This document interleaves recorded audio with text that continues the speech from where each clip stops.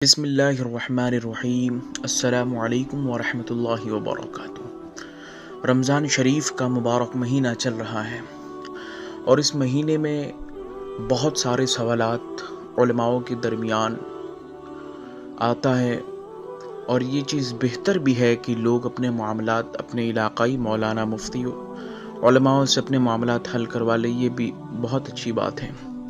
تو ایک سب سے اہم اور ضروری سوال یہ ہے کہ جو شادی شدہ لوگوں کے لیے بہت ہی ضروری ہے، اس لیے کہ بہت سارے لوگ غلط فہمی کے شکار ہو جاتے ہیں، پھر اس کے بعد وہ ناپاکی میں مبتلا رہتے ہیں، ان کے دن اسی طریقے سے گزر جاتے ہیں۔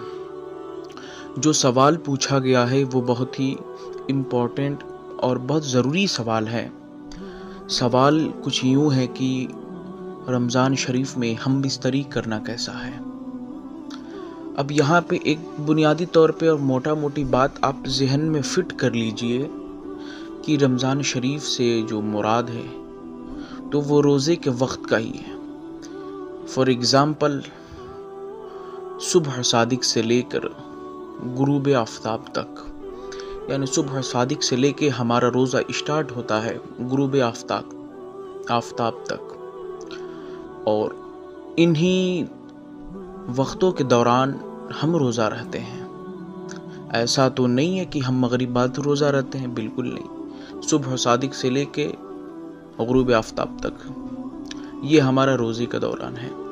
تو اب یہاں پہ جو باتیں سمجھنے والی ہیں وہ یہ ہے کہ مغرب بعد سے لے کے سحری تک یہ جو وقت ہے یہ روزے کا نہیں ہے۔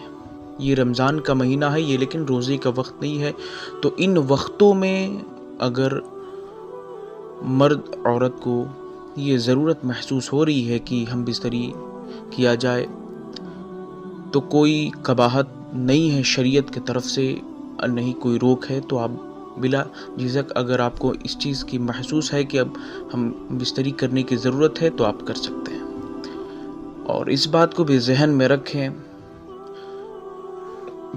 اس لیے کہ آج کل کے وقت میں لوگ اس مسئلے کو سمجھنے میں غلطی کر دیتے ہیں۔